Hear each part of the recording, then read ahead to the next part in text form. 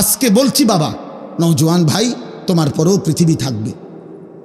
আল্লাহ চাহে তো তোমাদের হাতেও আল্লাহ দয়া করলে, হায়াত দিলে আগামী জেনারেশন আসবে। আল্লাহ তোমাদেরকেও যদি বিবাহের তৌফিক দেয়, একজন স্ত্রী মিলবে, আল্লাহ চাইলে সন্তান আসবে। প্রিয় ভাই আমার, সে তো তোমার জেনারেশন, এর পরের জেনারেশন। তাহলে এই নেক্সট জেনারেশন যারা আগামী প্রজন্ম আসবে, আমার ভাইয়া, আমার বাবা, আমার আব্বা 43 বৎসর এক টানা কুমিল্লা শহরে ঠাকুরপাড়া মসজিদে ইমামতি করছে আমার আব্বা। তাহলে আমরা 5 ভাই বাবার সন্তান, মাদ্রাসায় পড়ালেখা করছি। তো বাবা আমাদেরকে আল্লাহর কোরআন হাতে তুলে দিয়ে গেছে। তাহলে আমরা আমাদের সন্তানকে এখন কোরআন পড়াইতে চাচ্ছি। আমার ভাই, আমার হাত জোড় করে একটা ছেলের কাছে অনুরোধ, তোমরা যারা 24 ঘন্টা এই নারী, ছবি, উলঙ্গ দৃশ্য, জিনা, ব্যভিচার অথবা বন্ধুদের অসৎ আড্ডা, মুশরিক কাফিরদের মতো চুল, চেহারা, লেবাস, পোশাক, এক ওয়াক্ত নামাজ পড়তে মন চায় না, একটা সেজদা দিতেও মন চায় না। প্রিয় ভাই আমার, তোমার পরবর্তী জেনারেশনের কাছে তুমি কি দিয়া যায়? দোস্ত আমার, আগত প্রজন্মের কাছে তুমি কি দিবা? তাইলে তোমার দ্বারাই তো পৃথিবী, তোমার মাধ্যমে তো ইসরাফিলের ফুনা হতে পারে। পৃথিবী আরো অনেক লম্বা সময় ইসরাফিলের ফু দিতে আরো দেরি হইতে পারে। তো আমরা তো জানি না কখন, জানি কেউ? অতএব এই আশা নিয়ে আমাদের মাদ্রাসাগুলো দিনের খেদমত করে। এই ছোট্ট মুসলমানের বাচ্চাকে, 4 বছরের বাচ্চা, 5 বছরের বাচ্চা, 6 বছরের, 7 বছরের বাচ্চাকে আমরা নেই, আমরা ছোট বাচ্চা নেই নিয়া আমরা যেন অভিভাবককে বলি 5 বছরের জন্য, 6 বছরের জন্য বাচ্চাটা আমারে দেন, ইনশাআল্লাহ আপনি দিবেন একটা ছোট বাচ্চা, ঠিক বরাবর 5-7 বছর পরে আমরা আপনাকে দেব একটা হাফেজে কোরআন, ইনশাআল্লাহ, ইনশাআল্লাহ। এই জন্য মুসা আলাইহিস সালামের মাকে আল্লাহ বলছিল, মুসার মা, বুঝি তুমি ভয় পাইতে আসো, মুসারে তুমি পারতা না বুঝি দুধ খাওয়াইতা, তুমি ঘরে রেখা পারতা না, ফেরাউনের বাহিনীর ভয়ে তুমি পারতা না, বুঝছি, ঠিক আছে যাও, বাদ দাও, ওই তো না তোমারে দিয়ে এখন। তবে এক কাজ করো, তুমি আমারে দিয়ে দাও, তুমি তারে এই ছোট্ট বাক্সে বইরা নদীতে ছেড়ে দাও, ফেলে দাও। হ্যাঁ, وأوحينا إلى أم موسى أن أرضعيه فإذا خفت عليه فألقيه في اليم।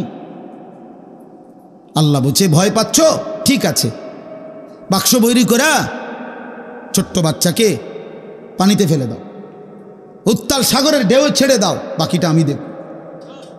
ইন্না রাদ্দুহু ইলাইকে, আমি আল্লাহ ওয়াদা দিলাম মুসার মা, কোরআনের আয়াত, পরে আমি তোমার কাছে আবার ফেরত দেব, তোমার সন্তান তোমার কাছে আসবে, আমি আল্লাহ এখন নিলাম আর কি, পরে আমি ফিরাই দেব। কেমনে ফিরাই দেব?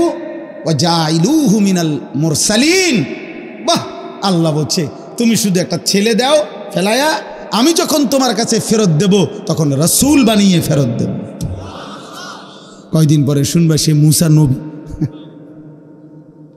এখন শুধু ছেলে দাও, আমি তোমারে নবী দেব। আমি তোমাকে কি দেব? এই জন্য আপনি আল্লাহর কোরআনের কাছে সন্তান দেন। মাদ্রাসা ইনশাআল্লাহ রহম করলে মালিক আপনারে হাফেজে কোরআন দেবে, ইনশাআল্লাহ, ইনশাআল্লাহ, ইনশাআল্লাহ। আল্লাহ আমাদেরকে তৌফিক দান করেন। অতএব আমি অনুরোধ করি, আমরা প্রত্যেকেই, আমাদের প্রত্যেকের এটা দরকার। শেষ কথা, আমার সাথী, আমার ভাই, আমার বন্ধু, হাসলেও মরে যাবেন, কাঁদলেও মরে যাবেন, সুখে থাকলেও মরে যাবেন, দুঃখে থাকলেও মরে যাবেন, সেজদা দিলেও মৃত্যু হবে, নাফরমানি করলেও মৃত্যু হবে। আল্লাহর বন্দিগি করতে করতে আব্দুল কাদের জিলানী রাহমাতুল্লাহ আলাইহি হয়ে গেলেও মৃত্যু হবে, আল্লাহর নাফরমানি করতে করতে ফেরাউন নমরুদ হলেও মৃত্যু হবে। সুখের রাতও ভোর হয়, দুঃখের রাতও ভোর হয়, বাসর রাতও ভোর হয়, ফাঁসির রাতও ভোর হয়, মদের রাতও ভোর হয়, তাহাজ্জুদের রাতও ভোর হয়, ভোর হয়, কোনো রাতই বাকি থাকে না। অতএব আমরা মরেই যাব ভাইয়া, আমরা চলেই যাব। আর আল্লাহ এটাই বলছেন। এইবার শুনেন, আমার কথা শেষ। আল্লাহ তাআলা বলেন, ওয়াজাআত সাকরাতুল মাউতি বিল হক যালিকা মা কুনতা মিনহু তাহিদ। আল্লাহ বলছে, বান্দা শোনো, অচিরেই সত্য সত্যই একদিন মৃত্যুর যন্ত্রণা আসবেই আসবে, তোমাকে মৃত্যুবরণ করতেই হবে। যালিকা মা কুনতা মিনহু তাহিদ, এই মৃত্যুই সেই মৃত্যু যা থেকে তুমি বারবার পলায়ন করেছিলে। অনেকবার অসুস্থ হইছ, দৌড় দিয়া ডাক্তারের কাছে গেছ, ওষুধ আনছো, ভালো হয়ে গেছ। অনেকবার ছোটোখাটো অ্যাক্সিডেন্ট হইছ, সেলাই করছো, ব্যান্ডেজ করছো, ওষুধ খাইছো, ভালো হয়ে গেছ। মানে তুমি কোনোবারই মরতে চাও নাই, প্রতিবারই সুস্থ হয়ে গেছ। তো তুমি ভাবছো এতবারের রোগ ব্যাধির পরে যেহেতু আমি প্রত্যেকবারই ভালো হয়ে গেছি, এই হিসাবে আমি আর মরব না। আল্লাহ বলে, না বান্দা, রোগ সুখ, মাথা ব্যথা, জ্বর, সর্দি, পেট ব্যথা, এগুলো না বারবার আসে, কিন্তু মৃত্যু তো বারবার আসে না। মৃত্যু কেবল একবারই আসে, সে আসলে আর ফিরে যায় না। ভাত খাও আব্বা, আরো কয়দিন নারী দেখেন, উলঙ্গ ছবি আরো দেখো, হারাম রোজগার করো আব্বা, এরপরে দেখবা ইনশাআল্লাহ আখেরাত কাকে বলে। আমরাও বেকুব না, আমরা ভাত খাইয়ে তো বড় হয়েছি, আমরা বেকুব মুখা। হ্যাঁ, আমরা কি ভাত খাইয়ে বড় হই নাই? কথা বলে না। যারা ইমানদার, যারা হালাল পথে চলতে চেষ্টা করে, ওরা বেউকুফ। কেন বেউকুফ হবে কেন? ওটা যুক্তি তো থাকতে বোঝে। উনি খাইছে ভাত আর তুমি খাইছো সিরা, সমান বুদ্ধি আইব করতে, এটা হলো একটা কথা ছিল। উনি খাইলো ভাত, হ্যাঁ, আর তুমি খাইলে হুদা বহন 3 বেলা, তাইলে না একটা কথা ছিল যে তার বুদ্ধি শুদ্ধি কম, হুদা বহন খাইয়া আর বুদ্ধি আইব করতে। কিন্তু আমরা কি ভাত খাইয়া বড় হই নাই? এই পৃথিবীর আলো বাতাসে বড় হই নাই? তো বোকা হব কেন? বোকা হব কেন বাপ? তোমরা জেনারেল পড়লে তোমরা বুঝের মান, আর আমরা মাদ্রাসায় পড়ার কারণে বেউকুফ। কেন বেউকুফ হব কেন বেটা? আরে বলো না, যুক্তি দাও ভাই, কি কারণে বেকুব হব আমি? বাংলা না পড়লে বোকা হয়, পদার্থবিজ্ঞান না পড়লে বোকা হয়, জীববিজ্ঞান না পড়লে বোকা হয়, রসায়ন বিজ্ঞান না পড়লে বোকা হয়। তো আল্লাহর কোরআন না জানলে কি হয় বেটা? রাসূলুল্লাহ সাল্লাল্লাহু আলাইহি সাল্লামের একটা সুন্নাহ যদি কেউ বলতে না পারে, তো তুমি কি তাইলে? আমি যদি পদার্থ আর জীববিজ্ঞান না পড়ার কারণে আমরা হুজুর যদি বেকুব হই, তো তুমি কি তা? তুমি মালিকের কোরআন জি পড়তে পারো না? তুমি যার জিব্বা তার কালাম দিয়ে পড়তে পারো না? তুমি যার চোখ তার কালাম জি দেখো না? চোখ দিছে কে? পদার্থবিজ্ঞানওয়ালা, জীববিজ্ঞানওয়ালা কে? তো তুমি তার কালাম পড়তে পারো না কেন? আলাম নাজআল লাহু আইনাইন ওয়া লিসানাও ওয়া শাফাতাইন। আল্লাহ বলে, বান্দা আমি কি 2টা চোখ দেই নাই? আমি কি একটা জিহ্বা দেই নাই? আমি কি 2টা ঠোঁট দেই নাই? তাহলে এমন জিহ্বা, যেই জিহ্বা দিয়ে লক্ষ কোটি কথা বললা, আমার কালাম তাইলে পড়তে পারলা না কা? এটা কি আমার জিহ্বা না? এটা কি আমার দেওয়া চোখ না? আলাম নাজালিল আরদা মিহাদা ওয়াল জিবালা আওতাদা ওয়া খালাকনাকুম আজওয়াজা। আল্লাহ বলে, বলো না বান্দা, আমি কি এই জমিন তোমার জন্য বিছিয়ে দেই নাই? আমি কি পাহাড়গুলো পেরেগের মতো বসিয়ে দেই নাই? আমি কি তোমাদেরকে জোড়ায় জোড়ায় নারী পুরুষে সৃষ্টি করি নাই? ওয়াজালনা নাওমাকুম সুবাতা, আমি কি 2 চোখের ঘুম এনে দেই নাই?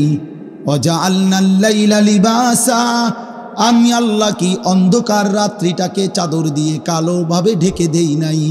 ওয়াজালনান নাহারা মাআশা, উপার্জন করার জন্য একটা প্রখর সূর্য তুলে আমি কি একটা ধবধবে ফর্সা দিন এনে দেই নাই?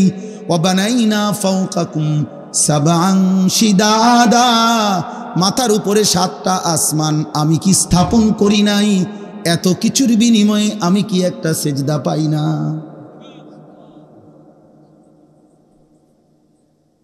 হ্যাঁ, হায় হায় হায় হায় রে ভাইয়া, কেমনে ঘুমাইবা? ফেরেশতা যদি একটা লাথি মারে, ফেরেশতা যদি একটা লাথি মারে, দুনিয়ার অপরাধীকেও তো মাঝে মাঝে পুলিশ ধরলে ধাক্কা মারে না?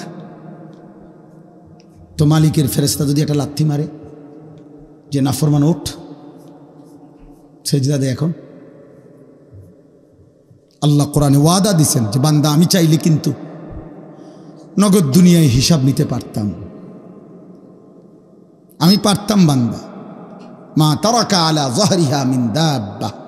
আল্লাহ বলে যদি একদিনের পাপের শাস্তি আমি দিতাম, 1 ঘন্টার একবারের পাপের, তাহলে জমিনের উপরে কেউ ঘাড় সোজা করে, পিঠ সোজা করে আর হাঁটতে পারত না। যদি ফেরেশতা ঘাড় চাইয়া একটা থাপ্পড় দিত, আর কোনোদিন ঘাড় সোজা হতো না। আর নাফরমান পাপী, তাফসীরের মধ্যে আছে, মৃত্যু যন্ত্রণা যখন শুরু হবে, খোদার কসম 900 বছরও যদি কেউ পৃথিবীতে সুখ আর আনন্দ উল্লাসে কাটায়, 1 সেকেন্ড কোনো দিন 1 ফোঁটা চোখের পানি পড়ে নাই, একটা হাসি কাশিও দেয় নাই, একটা কাঁটার সুইয়ের আঘাতও লাগে নাই, 900 বছর কিন্তু আল্লাহর নাফরমানি করে কাটাইছে। খোদার কসম তাফসীরের মধ্যে লিখছে, মৃত্যু যন্ত্রণার 1 সেকেন্ডে 900 বছরের সুখ আর আনন্দ বেঈমান নাফরমান ভুলে যাবে।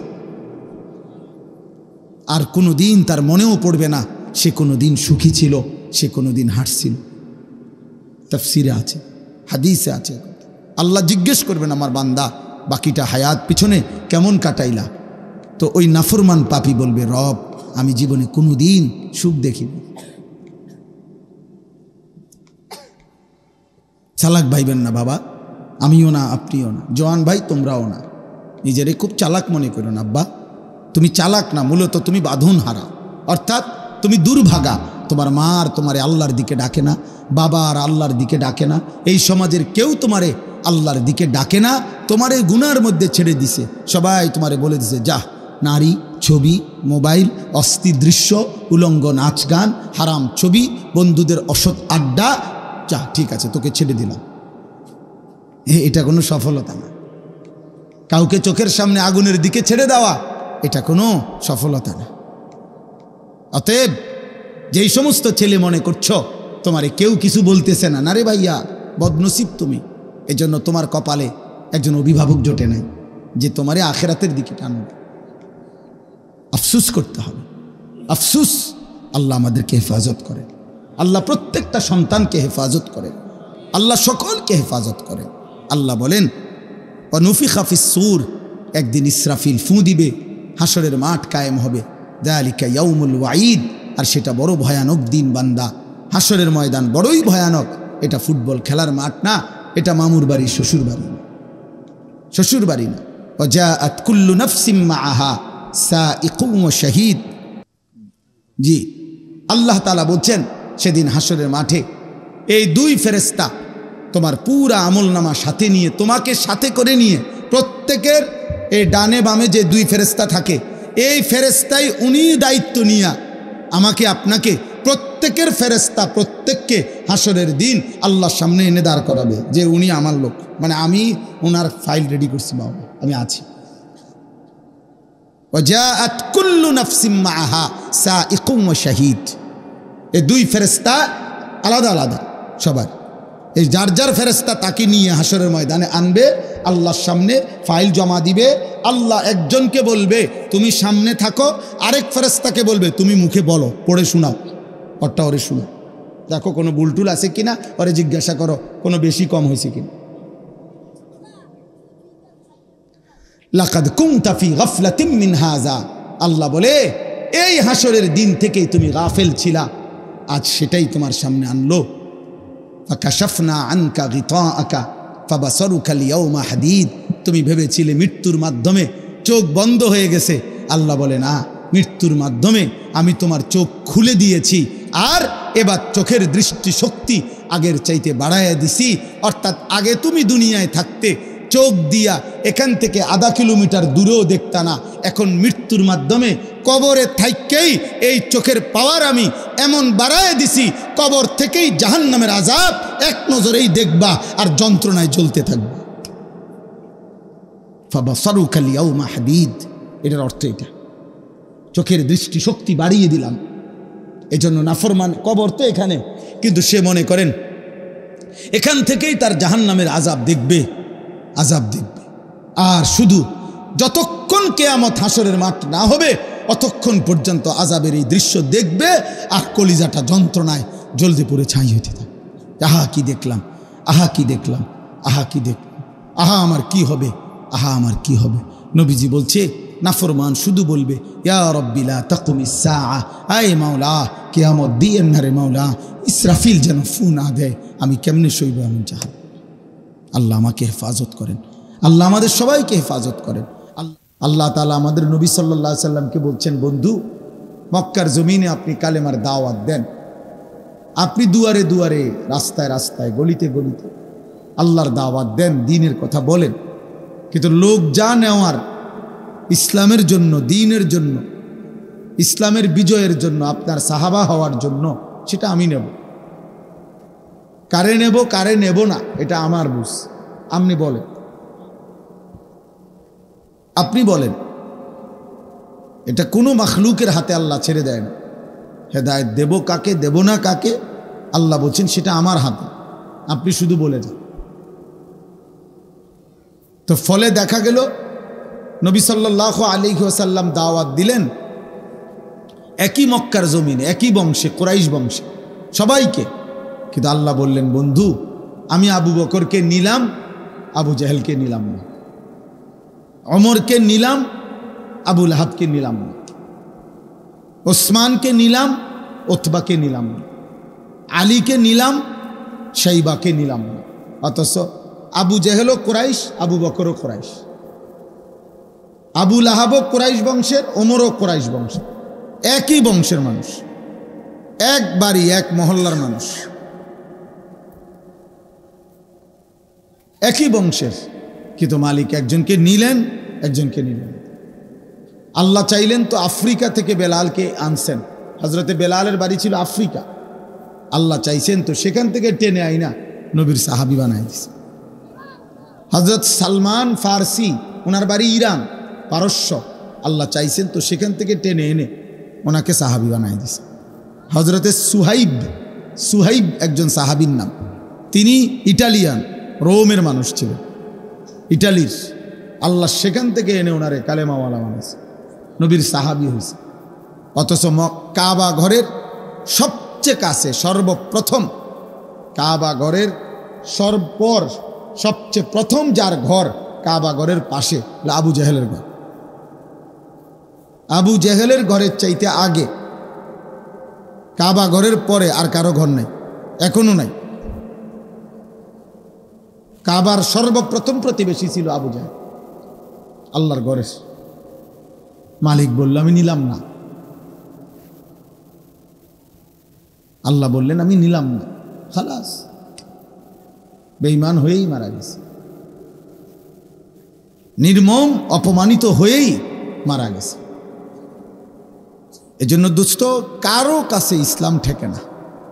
অনেক ছেলে পেলে আছে, তোমরা মনে করো যে হুজুররা তোমাদেরকে অনেক সময় হুজুর নামাজ আখিরাতের কথা বলে, এই জন্য যে ওনাদের বাতের বড় অভাব।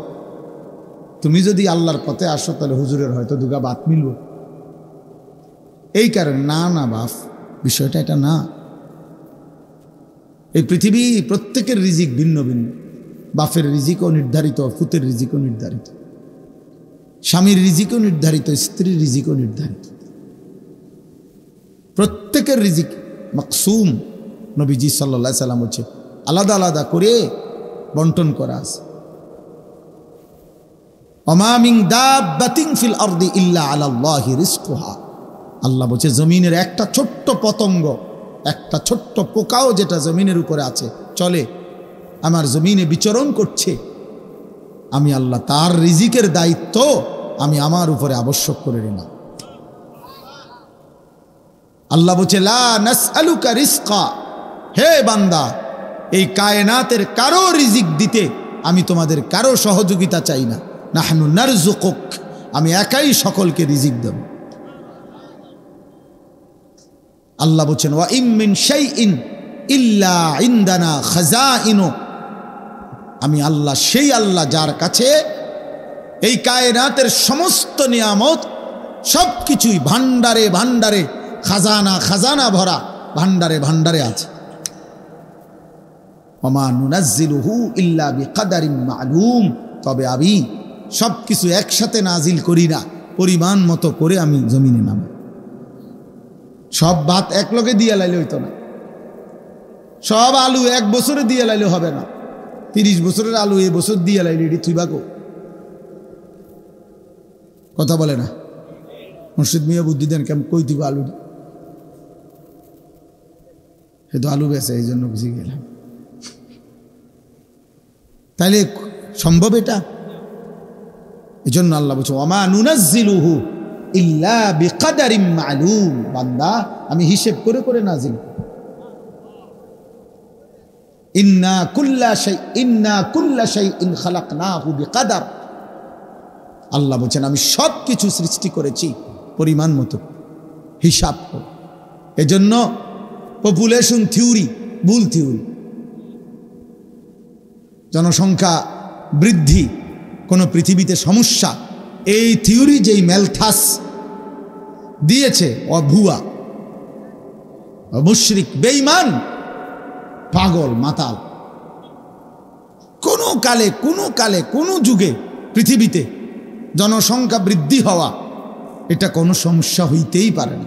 জনসংখ্যা বৃদ্ধি হয় না, জনসংখ্যা কখনোই বৃদ্ধি হয় না কোনো জায়গাতে। আল্লাহ বলছেন আমি সব কিছু সৃষ্টি করেছি পরিমাণ মতো করে, বৃদ্ধি হবে কেন? তুমি জন্ম দেখছো তো মৃত্যু দেখো নাই? তুমি বাচ্চা জন্মের মিষ্টি খাইছো, কারো জানাজা পড়ো নাই, তো তুমি বুঝো না মানুষ মরে? তুমি বুঝো না আমি সিস্টেমেছি? তোমার দাদার 14 পুরুষ আগের এবটাও যদি এখন পৃথিবীতে থাকতো, তুমিও থাকতা, তো এই না ফেঁস লাগিয়ে গেল। আরে কি রে খাইছে রে, নুহু নবীর জামানার লোকও রইয়া গেল, আমরা নবীর জামানার লোকও রইয়া গেল। হায় হায় হায়, হয়তো একটা পাও ফাইলবার জায়গা না এমন। ইন্না কুল্লা শাইইন খালাকনাহু বিকাদার, আল্লাহ বলেন আমি সব কিছু পরিমাণ মতো করে হিসাব করে করে আমি সৃষ্টি করেছি। আমার সৃষ্টির মধ্যে তুমি কোন রকমের অদল বদল ওয়ালান তাজিদা লিসুন্নাতিল্লাহি তাবদীলা, আল্লাহর নীতি, আল্লাহর রীতিতে তুমি কোন রকম পরিবর্তন পাবে না বান্দা। কোনো কিছু এলোমেলো নাই, কোনো কিছু এলোমেলো নেই। দোস্ত আমার, বন্ধু আমার, ভাই আমার, বাবা আমার, নওজোয়ান সাথী, প্রত্যেকেই এজন্য দয়া করে নিজেকে নিয়ে ভাইব, নিজেকে ভুলো না বাপ। নিজের ঈমান একা একা ভাবা, সমবয়সী বন্ধু দিয়া হয় না, সহপাঠী খুব বেশি নেক কাজের উৎসাহিত করে না, গুনার কাজে উৎসাহিত করে বেশি। এই জন্য আলাদা আলাদা ভাবা উচিত প্রত্যেকে, যে আখের আমি কোথায় যাব, আসলেই শেষ পর্যন্ত আমার কি হবে, আমি যা করছি এটাই কাজ নাকি আমার অন্য কোনো কাজ আছে, আমাকে কি কেউ সৃষ্টি করেছেন নাকি আমি হঠাৎ করে মাটির থেকে বের হয়েছি অথবা আসমান থেকে পড়ছি। যিনি সৃষ্টি করেছেন, যদি কেউ আমাকে সৃষ্টি করে থাকেন, তিনি কি কোনো উদ্দেশ্য নেই? একটা মাটির পাতিল যে বানায় কুমার, মাটির পাতিল, তার কি কোনো উদ্দেশ্য নাই? কথা কয় না? এত বড় সুন্দর সৃষ্টি আল্লাহ তাআলা সৃষ্টি করলেন। আল্লাহ বলছে লাকাদ খালাকনাল ইনসানা ফি আহসানি তাকওয়িম। 4টা কসম করে আল্লাহ বলছে বান্দা, 4বার কসম করছে আল্লাহ, কসম বান্দা আমি 4বার কসম করে বলছি, আমি মানুষকেই সবচেয়ে সুন্দর করে সৃষ্টি করেছি, সবচেয়ে সুন্দর। হুয়াল্লাযী খালাকাকুম মিন তুরাবিন, আল্লাহ বলছেন আল্লাহই তোমাদেরকে সৃষ্টি করেছেন মাটি থেকে, সুম্মা মিন নুতফাতিন, অতঃপর বীর্য থেকে। এই ছেলে, এই পিচ্ছি কথা বলবেন, একদম চুপ, সাবধান, একদম উঠাই দমু কথা বললে। সংবং পাইছো নাকি? চুপ থাকো, একদম চুপ, চুপ করে শোনো, নাহলে ঘুমাও এনে বসে বসে। জি, আল্লাহ তাআলা বলেন সুম্মা মিন নুতফাতিন, অতঃপর বীর্যের ফোঁটা থেকে আমি সৃষ্টি করেছি, সুম্মা মিন আলাকাতিন, অতঃপর জমাট রক্ত বানিয়ে আমি ধাপে ধাপে সৃষ্টি করেছি। এই সৃষ্টির এক পর্যায়ে মায়ের পেট থেকে সুম্মা ইউখরিজুকুম তিফলান, আমি তোমাকে এক ছোট্ট শিশু, এক মাসুম বাচ্চা হিসাবে মায়ের পেট থেকে বের করে এনেছি। সুম্মা লিতাবলুগু আশুদ্দাকুম, অতঃপর এই ছোট্ট দেহে পরিমিত মাত্রায় ধীরে ধীরে শক্তি দিতে দিতে দিতে শক্তির পূর্ণতায় যৌবনে পৌঁছায় দিছি। সুম্মা লিতাকুনু শুয়ুখা, আবার কিছুদিন পরে যৌবনের শক্ত সামর্থ্য যৌবন শরীরটাকে আবার ভাঙতে শুরু করছি, দুর্বল করতে করতে এবার পুনরায় বৃদ্ধ বানায় দিছি। অমিনকুম মান ইউতাওয়াফা মিন ক্বাবলু, আবার আমি অনেককে বৃদ্ধ পর্যন্ত পৌঁছবার আগে আগেই মাঝ পথে মৃত্যু দিয়ে ফেলি।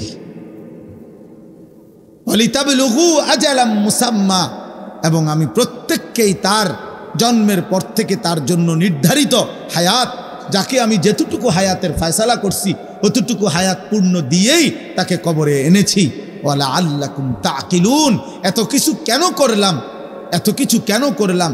একবার মাটি, একবার বীর্য, একবার জমাট রক্ত, একবার গোশতের টুকরা, একবার হাড্ডির কঙ্কাল, একবার নাক চোখ লাগাইলাম, একবার মায়ের পেট থেকে রূহ দিয়ে বের করে আনলাম, একবার ছোট্ট শিশু বানাইলাম, আবার যুবক বানাইলাম, আবার বৃদ্ধ বানাইলাম, একবার কালো চুল, আবার সাদা চুল, একবার মজবুত শরীর, আবার দুর্বল হাত। এত কিছু কেন করলাম? যেন তুমি বুঝতে পারো তোমার কিছু না, সব আমার, অতএব আল্লাহর গোলামি করা উচিত। হায় হায় অপদার্থ সন্তান, বুঝলা না মালিক? যারা নামাজ পড়ো না, সেজদা দেহ না, হা তুমি আস্তা মূর্খ বেটা, আপাতমস্তক মূর্খ বেটা, তুই বেটা মূর্খ, বেটা মূর্খ। বাকি পড়া ছাড়াও বেটা ভাত মিলে বেটা। দুনিয়া ভোগ করছো পড়ালেখা করে, মূর্খ মানুষও দুনিয়া ভোগ করে।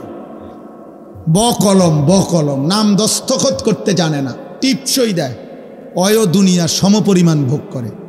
কোনটা কম? নেতাগিরি। মূর্খ মানুষ নেতা নাই, মূর্খ মানুষ মাতবর নাই, মূর্খ মানুষের বিল্ডিংয়ে টাইলস লাগায় নাই, এসি নাই। হ্যাঁ তো এমন বহু মূর্খ আছে যার কোটি কোটি টাকার বাড়ি গাড়ির কাছে যাইতে শিক্ষিত এ বেটা আরো 200 বছর চাকরি করন লাগবে।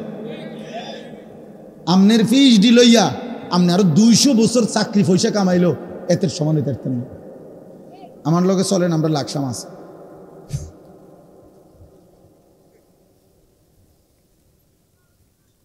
আহা, মুসলমানের ছেলে আল্লাহ ভুললা কেমনে, মালিক ভুললা কেমনে, সেজদা ভুলে গেলা কেমনে? কি দুনিয়া ভোগ করো বেটা? ভাত এক থালা, 2 টুকরা মাছ আর 1 টুকরা মাছ, ফাঙ্গাস মাছ, তেলাপিয়া মাছ, কি তরকারি, প্রত্যেক দিন এক জাতি, ফুলকপি, পাতাকপি, ঢেঁড়স, সরষিন্দা, লতসিম, শসা, টমেটো, ধনিয়া, কাঁচামরিচ। এই যে আমি হেবড়াতে সবসময় তরকারি লই, এক তরকারি এই ঘুরে এড়িয়ে কর। আর কি বলবে সে, জানে আর তো তরকারি নাই। কি দুনিয়া ভোগ করছে আব্বা? এই সামান্যটুকু দুনিয়া, এই কয়েকটা 1 টুকরা মাছ আর 2 টুকরা গোশতের জন্য আখিরাত ভুলে গেল,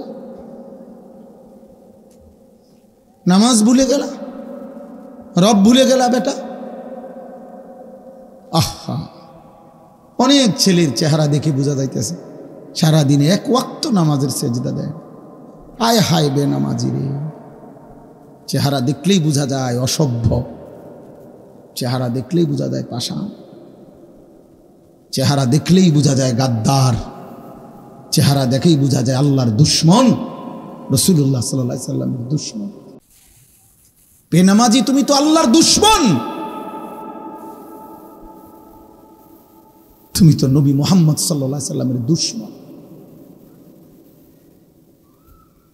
তুমি কোরআনের দুশ্মন, তুমি ইসলামের দুশ্মন।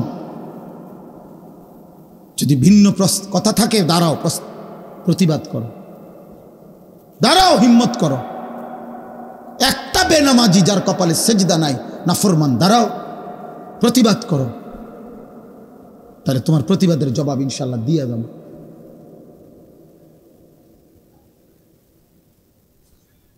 হ্যাঁ, কি ভাবছো ভাইয়া, কি ভাবছেন বাবা? যাদের স্ত্রী সন্তান নামাজ পড়ে না, যাদের ছেলে মেয়ে আল্লাহর কোরআন পড়তে জানেন, ও মানুষ হচ্ছে, জি না, উপার্জনকারী প্রাণী হচ্ছে। কিছুদিন পরে সে টাকা রোজগার করতে জানবে কিছু, যে কোনো এক পদ্ধতিতে, দেশে কিংবা বিদেশে, ফইরা কিংবা না ফইরা, চাকরি কিংবা ব্যবসা, দোকানদারি কিংবা কিছু একটা কিছু কইরা পয়সা কামাইতে পারবে। ইকোনমিক্যাল অ্যানিমেল হবে, অর্থনৈতিক প্রাণী হবে, ইনসান হবে না। উপার্জনকারী একটি প্রাণী হতে পারে, কিন্তু মানুষ হইতে পারে না।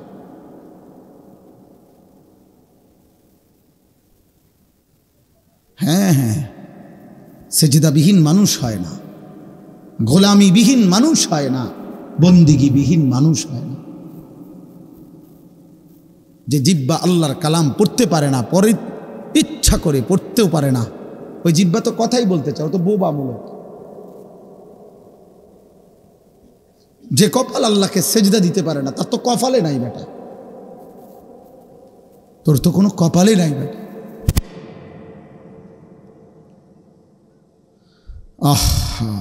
ওই ভাই দেখেন এক নজরে মোবাইলের দিকে চাইয়া দিচ্ছে ভাই, কারে কয় কি কয় ভাইয়ের কোনো চিন্তা, এক নজরে উনি ওনার মোবাইলের দিকে তাকাই দিচ্ছে। আল্লাহ আপনারে রহম করেন, আল্লাহ বিবেক দান করেন। কি দরকার এগুলো শুনে লাভ কি? ওনার হলো ওনার তো মোবাইল আছে, চার্জ আছে, মোবাইলে এমবি আছে, আর কি মোটর সাইকেল আছে। হ্যাঁ, অসংখ্য ছেলে তোমরা ভাবতেছ, এই নৌজওয়ান তোমাদের অনেকের 4 জিনিস তোমগো নৌজওয়ান রে পাগল বানায় ফেলছে। একটা বড় মোবাইল, একটা মোটর সাইকেল, একটা অসৎ মেয়ের সাথে সম্পর্ক, চরিত্রহীন কোনো নারীর সাথে সম্পর্ক, আর সমবয়সী কিছু বন্ধুদের আড্ডা। খালাস, ও মনে করছে ও 7 রাজার ধন পাইছে, ওর পৃথিবীতে আর কিছুই লাগবে না। এই 4 জিনিস পেয়েছে, খালাস। মোবাইল আছে, কাজে পৃথিবীর সমস্ত গুনাহ করার সুযোগ তার হাতেই আছে। মোটর সাইকেল আছে, হারাম কোনো মেয়ের সাথে সম্পর্ক আছে, অসৎ বন্ধুদের আড্ডা আছে। আহা, সেদিন সিলেট গেছিলাম আমি, একটা মেডিকেল কলেজ, প্রাইভেট মেডিকেল কলেজের চেয়ারম্যান। আমি একটা কথার প্রসঙ্গে বলছিলাম যে কিশোর যুবক ছেলেদেরকে বর্তমানে মোটর সাইকেল শোরুম উদ্বোধন করছিলাম আমরা ওইখানে।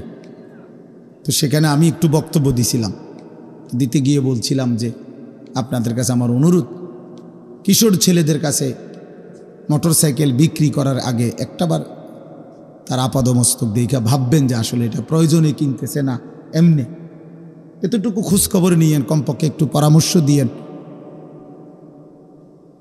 তখন বললাম যে অধিকাংশ ছেলে, আমার জীবন তো ভাই রোডে রোডে, আমি সারাটা জীবন পথে ঘাটেই থাকি, রাতকে রাত রাস্তায় রাস্তায় আমার জীবন। বাসায় আমি মেহমান, এই মাঝে মধ্যে মেহমান হিসাবে অল্প অল্প সময় থাকি। জীবনের বেশি সময় কাটে গেছে রোডে রোডে, গাড়িতে গাড়িতে। ফলে জীবনে আমি অনেক অ্যাক্সিডেন্ট দেখছি, প্রতিদিন প্রতিনিয়ত আমি অ্যাক্সিডেন্ট দেখি। কত যুবকের কত বিক্ষত দেহ আমি দেখছি রাস্তায় রাস্তায়। তো এটা আমি বলছিলাম আর কি। তারপরে ওই মেডিকেল কলেজের চেয়ারম্যান সাহেব, উনিও সেখানে অতিথি হিসাবে ছিলেন, এরকম আমার পাশে আপনি যেমন বসা এরকম বসা ছিল। পরে উনি মাইক নিয়ে একটু বক্তব্য দিছে।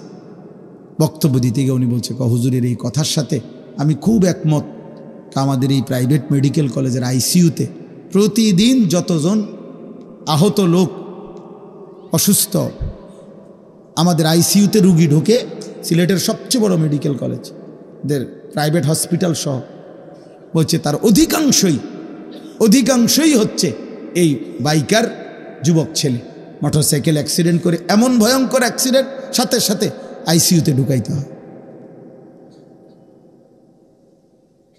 হায় হায় নওজোয়ান, কে দেখে তোমার এই মাতলামি? এত জোরে মোটরসাইকেল চালাও কেন? কে দেখে?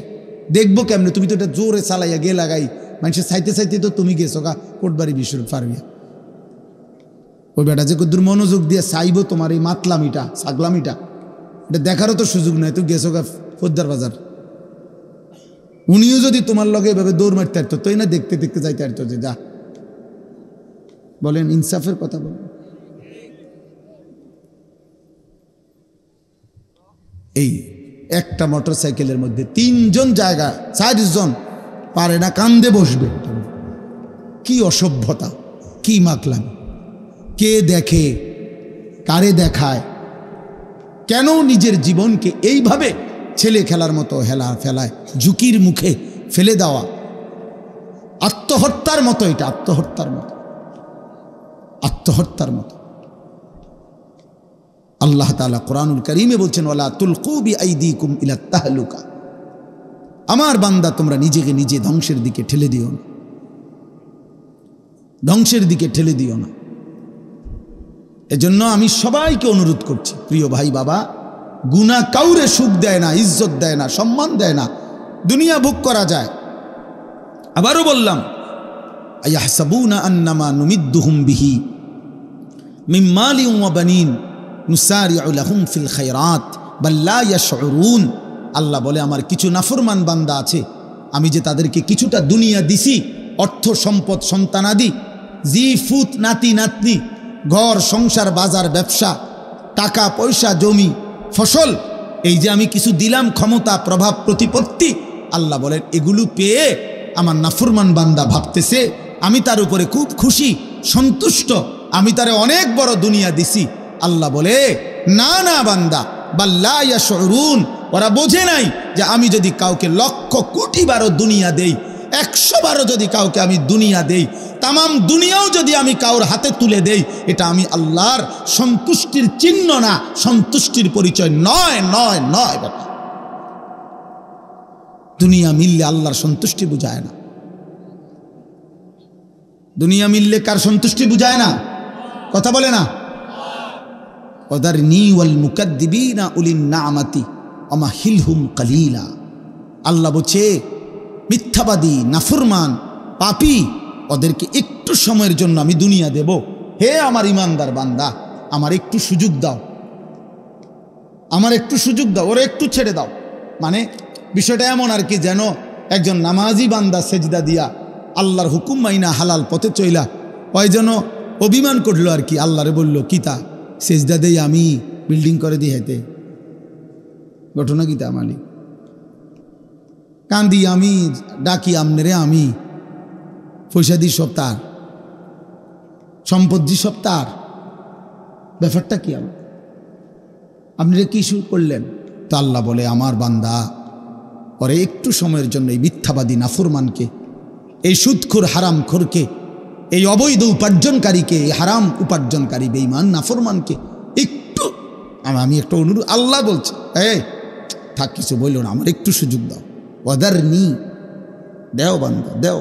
ওরে 50টা বছর, 60টা বছর, কয়টা ভাত তরকারি খাইব, মাইত না, কিছু কইও না, কি তার খাইবার, ফাঙ্গাসার, তেলাপিয়া, এই তো ফার্মে মুরগা, কক মুরগা, আর কি। আচ্ছা দেও বান্দা দেও, তবে মনে রেখো বান্দা, পরে আমি মৃত্যুর দিন থেকে, যেদিন চোখ বন্ধ হবে, আর অনন্তকাল পর্যন্ত আর কোনো দিন এই নাফরমানকে আমি আর এক ঢোক পানি দেব না, আর এক লোকমা খাবার দেব না, আর কোনো দিন। আর তোমারে আমি ওয়াদা দিলাম বান্দা, আমার সেজদা দাও, গোলামি করো, হালাল খাও, কষ্ট করে চলো, চোখ বন্ধ করলে অনন্তকালের জান্নাত তোমার জন্য আমি খুলে দেব। ইন্না আ'তাদনা লিল কাফিরিনা সালাসিলা ওয়া আগলালা ওয়া সাইরা। আল্লাহ বলেন, নাফরমান বেঈমান পাপীদের জন্য আখিরাতে আমি রেখে দিয়েছি, রেডি করে ফেলেছি আগুনের শিকল, জাহান্নামের বেড়ি, আর প্রজ্বলিত জাহান্নামের আগুন। শিকল পড়ানো হবে আগুনের, বেড়ি লাগানো হবে গলায়। বেড়ি মানে কি? ওয়াজআলনা মিন বাইনি, না, সূরা ইয়াসিনের ইন্না জাআলনা ফি আনাকিহিম আগলালান ফাহিয়া ইলাল আযকানি ফাহুম মুকমাহুন। এইটা বেড়ি, এইভাবে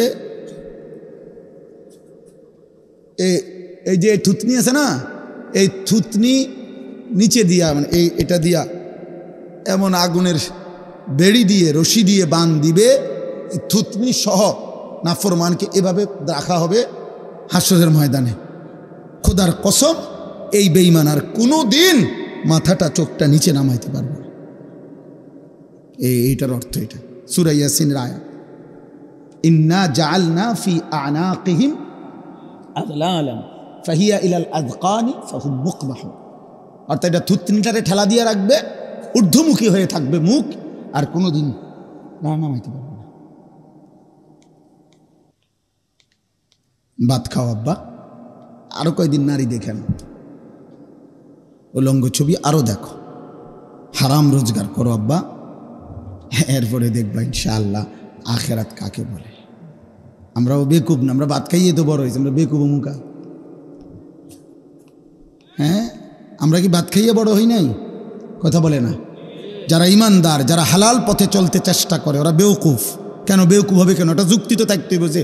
উনি খাইছে ভাত আর তুমি খাইছো চিরা, সমান বুদ্ধি আইব করতে, এটা হলো একটা কথা ছিল। উনি খাইলো ভাত, হ্যাঁ, আর তুমি খাইলে হুদা বহন 3 বেলা, তাইলে না একটা কথা ছিল যে তার বুদ্ধি শুদ্ধি কম, হুদা বহন খাইয়া আর বুদ্ধি আইব করতে। কিন্তু আমরা কি ভাত খাইয়া বড় হই নাই? এই পৃথিবীর আলো বাতাসে বড় হই নাই? তো বোকা হব কেন? বোকা হব কেন বাপ? তোমরা জেনারেল পড়লে তোমরা বুঝের মান, আর আমরা মাদ্রাসায় পড়ার কারণে বেউকুফ। কেন বেউকুফ হব কেন বেটা? আরে বলো না, যুক্তি দাও ভাই, কি কারণে বেকুব হব আমি? বাংলা না পড়লে বোকা হয়, পদার্থবিজ্ঞান না পড়লে বোকা হয়, জীববিজ্ঞান না পড়লে বোকা হয়, রসায়ন বিজ্ঞান না পড়লে বোকা হয়, তো আল্লাহর কোরআন না জানলে কি হয় বেটা? রাসূলুল্লাহ সাল্লাল্লাহু আলাইহি সাল্লামের একটা সুন্নাহ যদি কেউ বলতে না পারে, তো তুমি কি তাইলে? আমি যদি পদার্থ আর জীববিজ্ঞান না পড়ার কারণে আমরা হুজুর যদি বেকুব হই, তো তুমি কি তা? তুমি মালিকের কোরআন জি পড়তে পারো না? তুমি যার জিব্বা তার কালাম দিয়ে পড়তে পারো না? তুমি যার চোখ তার কালাম জি দেখো না? চোখ দিছে কে? পদার্থবিজ্ঞানওয়ালা, জীববিজ্ঞানওয়ালা কে? তো তুমি তার কালাম পড়তে পারো না কেন? আলাম নাজআল লাহু আইনাইন ওয়া লিসানাও ওয়া শাফাতাইন। আল্লাহ বলে, বান্দা আমি কি 2টা চোখ দেই নাই? আমি কি একটা জিহ্বা দেই নাই? আমি কি 2টা ঠোঁট দেই নাই? তাহলে এমন জিহ্বা, যেই জিহ্বা দিয়ে লক্ষ কোটি কথা বললা, আমার কালাম তাইলে পড়তে পারলা না কা? এটা কি আমার জিহ্বা না? এটা কি আমার দেওয়া চোখ না? আলাম নাজালিল আরদা মিহাদা ওয়াল জিবালা আওতাদা ওয়া খালাকনাকুম আজওয়াজা। আল্লাহ বলে, বলো না বান্দা, আমি কি এই জমিন তোমার জন্য বিছিয়ে দেই নাই? আমি কি পাহাড়গুলো পেরেগের মতো বসিয়ে দেই নাই? আমি কি তোমাদেরকে জোড়ায় জোড়ায় নারী পুরুষে সৃষ্টি করি নাই? ওয়াজালনা নাওমাকুম সুবাতা। আমি কি 2 চোখের ঘুম এনে দেই নাই? ওয়াজালনাল লাইলা লিবাসা। আমি আল্লাহ কি অন্ধকার রাত্রিটাকে চাদর দিয়ে কালোভাবে ঢেকে দেই নাই? ওয়াজালনান নাহারা মাআশা। উপার্জন করার জন্য একটা প্রখর সূর্য তুলে আমি কি একটা ধবধবে ফর্সা দিন এনে দেই নাই? ওয়াবানাইনা ফাওকাকুম সাবআন শিদাদা। মাথার উপরে 7টা আসমান আমি কি স্থাপন করি নাই? এত কিছুর বিনিময়ে আমি কি একটা সেজদা পাই না?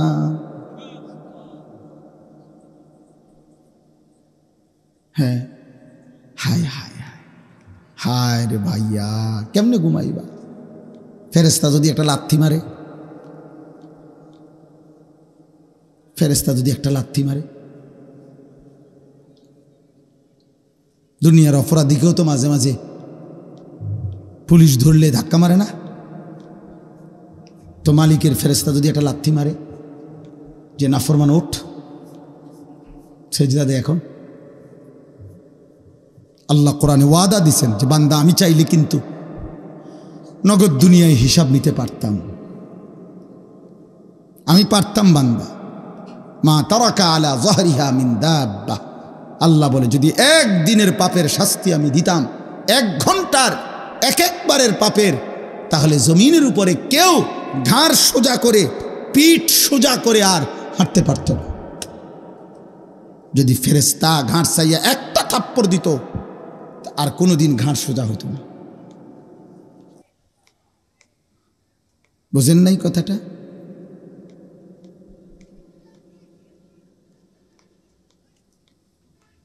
আল্লাহ আমাদেরকে হেফাজত করেন, আল্লাহ আমাদেরকে কলিজায় বুঝ দান করেন। আমার বাপ ওয়াজ মাহফিলের আমরা ছোট বুঝি যে মূল মাকসাদ আখিরাতের ফিকির, আত-তারগীব ওয়াত তারহিব। অর্থ হইল জান্নাতের আগ্রহ তৈরি করা, জাহান্নামের ভয় তৈরি করা। এটা আল্লাহ কোরআনে বলছেন লাআল্লাকুম তাযাক্কারুন। ওয়াজের উদ্দেশ্য কি? ইয়াইযুকুম লাআল্লাকুম তাযাক্কারুন, যেন তোমরা উপদেশ গ্রহণ করতে পারো। উপদেশ হৃদয়ে যেন ধাক্কা লাগে, বিবেকের দংশন যেন হয়, অনুভূতি যেন সজাগ হয়, আফসুস যেন আসে, ফিকির যেন আসে, আখিরাতের ভয় যেন আসে। আল্লাহ ফেরাউনের মতো নিকৃষ্ট কাফের কাছে যখন মূসা আলাইহিস সালামকে পাঠাইছেন তখনও বলছেন, মূসা পরে সুন্দর কইরা ভালোভাবে নরমভাবে আমার কথা বইল, যাও ফেরাউনের কাছে যাও। ও কিন্তু ছোটোখাটো গাদ্দার না, ও খোদা দাবিদার। তবে ঘাবড়াইও না, সুন্দরভাবে বলো, গিয়ে নরম সুরে বলো, মায়ার সুরে তারে কথা বলো, যাও। ফাকুলা লাহু কাওলান লাইয়িনা, তোমরা দুই ভাই গিয়ে বলো। কেন? লাআল্লাহু ইয়াতাযাক্কারু আও ইয়াখশা। আল্লাহ বলছে ফেরাউনের ব্যাপারে পর্যন্ত আল্লাহ বলছে, মূসা যাও আমার কথা বলো, হয়তো সে উপদেশ গ্রহণ করবে অথবা আমি আল্লাহকে ভয় করব। এক ফেরাউনের কাছে পর্যন্ত যদি আল্লাহর কথা বলার মাকসাদ হয় উপদেশ গ্রহণ অথবা আল্লাহর ভয় তৈরি হওয়া, দোস্ত তাহলে তোমার কলিজায় কি আল্লাহর ভয় তৈরি হওয়া দরকার না?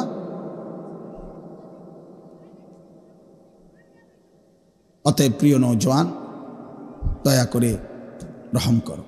অনেক ছেলে তোমরা বসছো, দাঁড়াইছো, মাশাআল্লাহ, কিন্তু বাকি অধিকাংশ ছেলের চেহারা দেখেই বোঝা যায় নামাজ পড়ো না।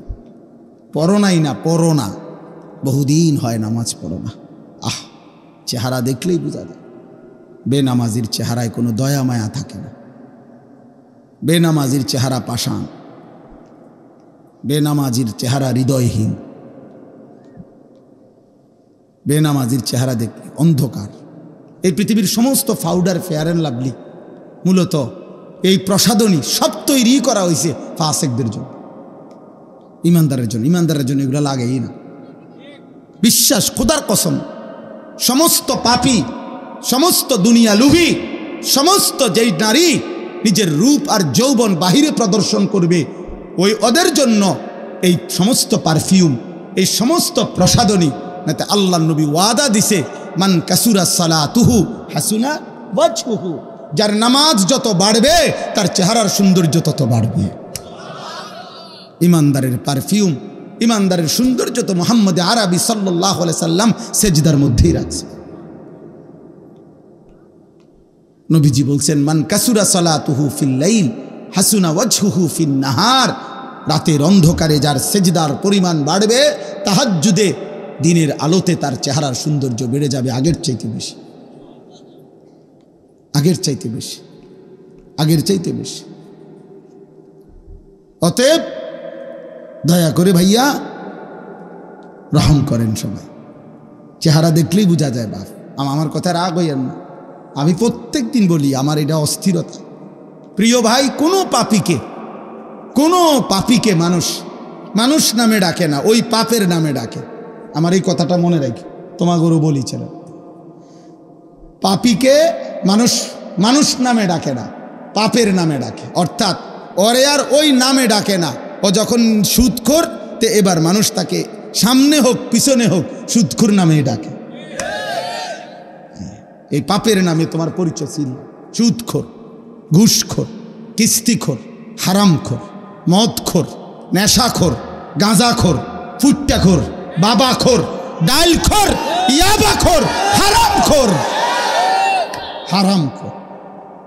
100 বছর পরে হইল না ফরমান, 500 বছর পরে হইল তোর বংশের নাতিরে হইলেও কেউ বলবে, সরেন থেকে বেটা, তোর দাদা আসিল নেশাখোর, বেটা যা, বেটা লম্বা কথা কইতে আসে, বেটা চিনি না, বেটা তোর বাপ কিতে আসিল, বেটা লম্বা লম্বা গপ মারস, সর। তোর দাদা আসিল 6 নম্বর বেটা, তোর বাপ আসিল 9 নম্বর, তুই আইছ না রঙে রঙের কথা কইতা। তার মানে তোমার পাপ শুধু তোমাকে কলঙ্কিত করলো না রে বাপ, তোমার পাপ তোমার আগামী প্রজন্মের মাথা ছোট করে দিল। তোমার নাতির হয়তো কোনো অপরাধ ছিল না, কিন্তু তোমার অপরাধ তোমার নাতিকেও বেইজ্জতি করে দিল, হয়তো কোনো ভরা মজমায় অপমানিত করে দিল। মানুষে কয় না যে যে তার উপরে কোনো তার মুরব্বীর কোনো দোয়া আসিল, তাহলে বোঝা গেল যে পূর্বপুরুষের নেক আমলও পরবর্তীর উপরে কি করে, আসর করে।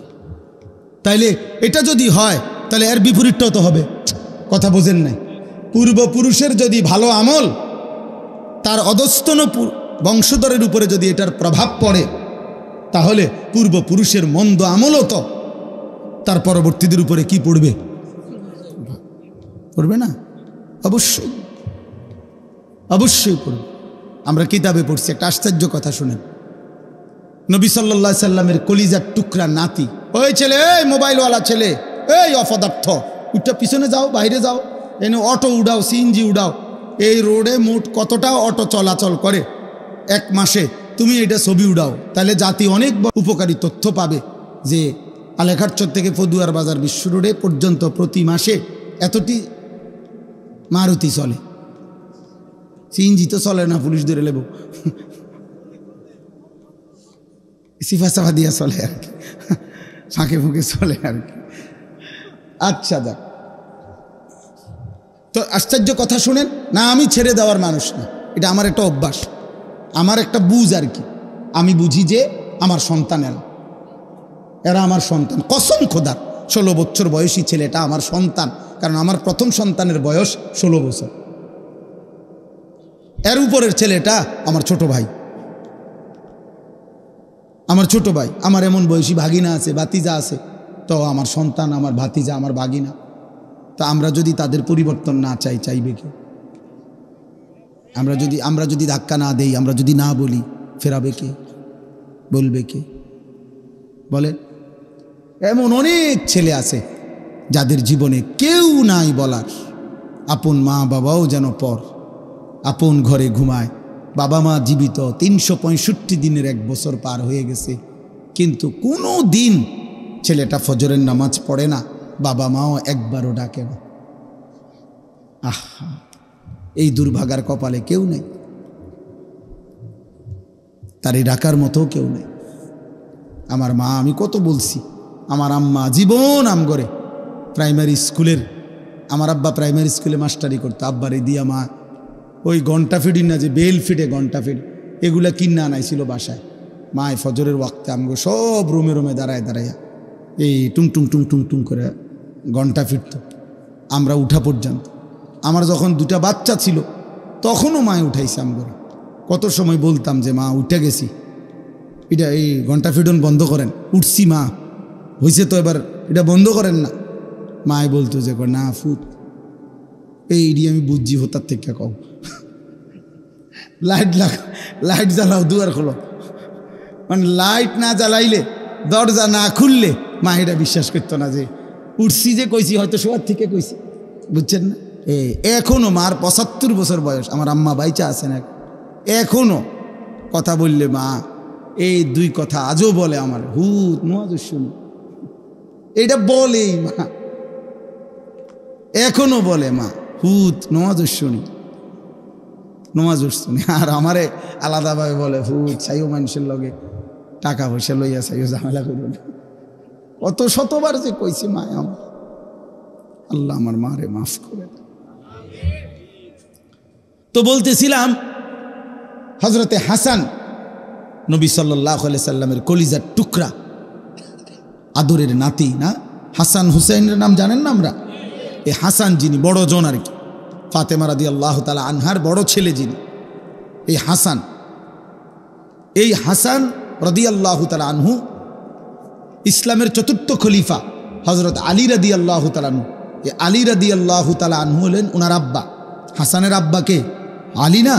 তো আলী রাদিয়াল্লাহু তাআলা আনহু যখন শাহাদাত বরণ করছেন, ইসলামের 4র্থ খলিফা, ওনার শাহাদাতের পরে এর পরে খলিফা হয়েছিলেন, মুসলিম খলিফা আমিরুল মুমিনিন হয়েছিলেন এই হাসান।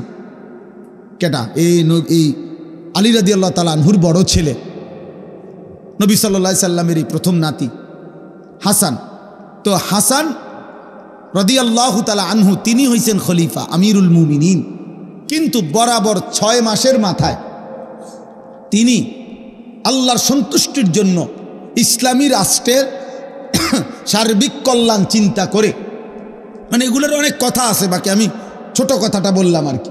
ইসলামী রাষ্ট্রের সার্বিক চিন্তা কল্পনা করে স্বেচ্ছায় ঠান্ডা মাথায় সুস্থ মস্তিষ্কে তিনি এই খেলাফত হযরত মুআবিয়া রাদিয়াল্লাহু তাআলা আনহুর হাতে তুলে দিয়েছেন।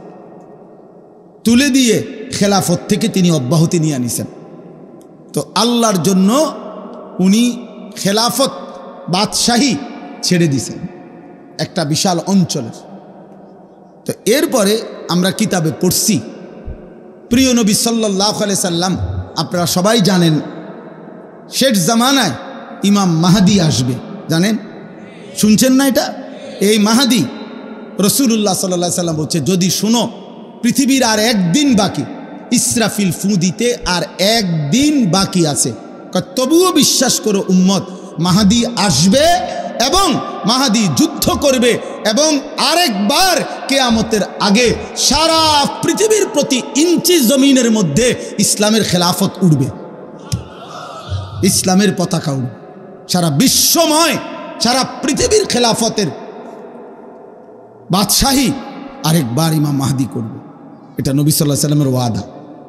আর নবীজির ওয়াদা গত 1450 বছরে একটাও বিফলে যায় না, এটাও যাবে না। এটাও কি যাবে না? বিফলে যাবে না, ভুল হবে না, ভুল হবে না। তিনি নিজের থেকে বলেন নাই, আল্লাহ বলছেন তো বলছেন। এখন শুনেন, তো এখন বিষয়টা হইল হাসান রাদিয়াল্লাহু তাআলা তিনি তো ইন্তেকাল করছেন সেই 1450-1400 বছর আগে।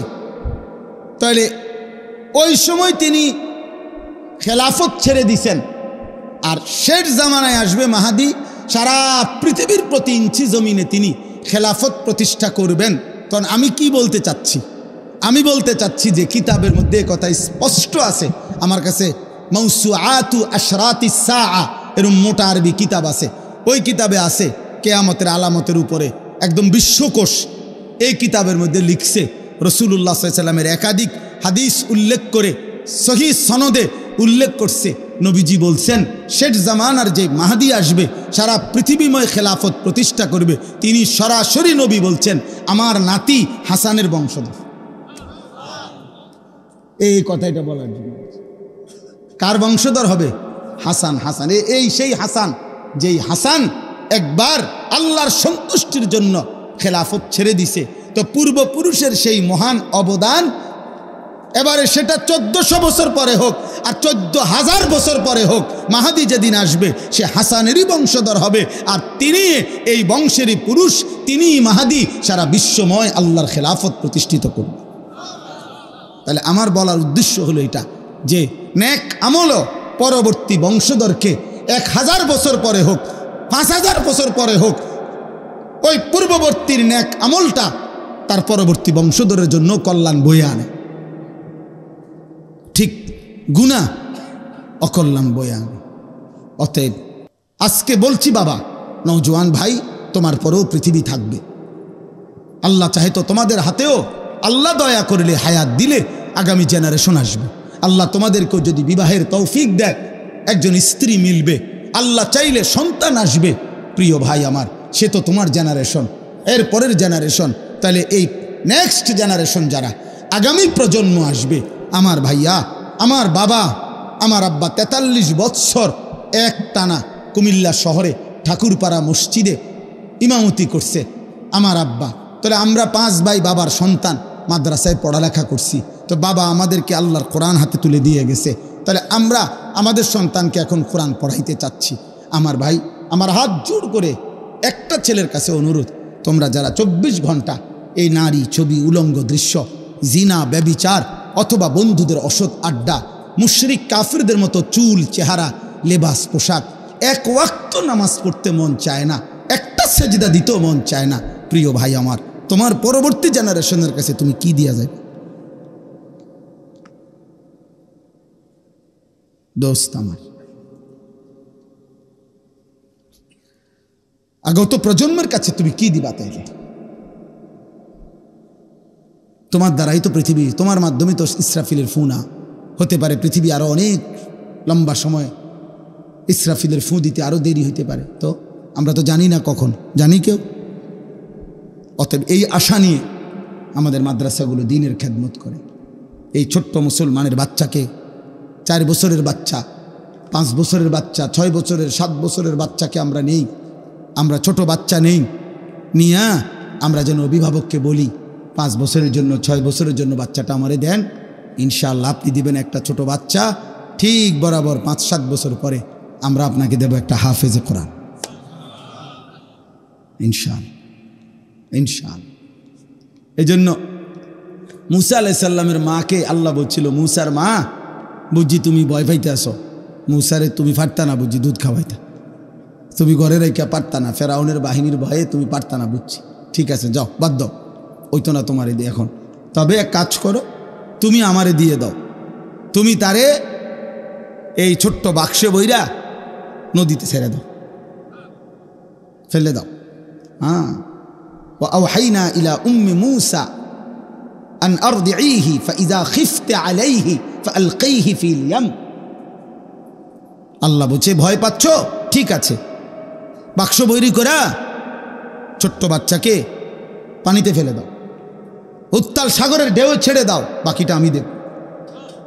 ইন্না রাদ্দুহু ইলাইকে, আমি আল্লাহ ওয়াদা দিলাম মুসার মা, কোরআনের আয়াত, পরে আমি তোমার কাছে আবার ফেরত দেব, তোমার সন্তান তোমার কাছে আসবে, আমি আল্লাহ এখন নিলাম আর কি, পরে আমি ফিরাই দেব।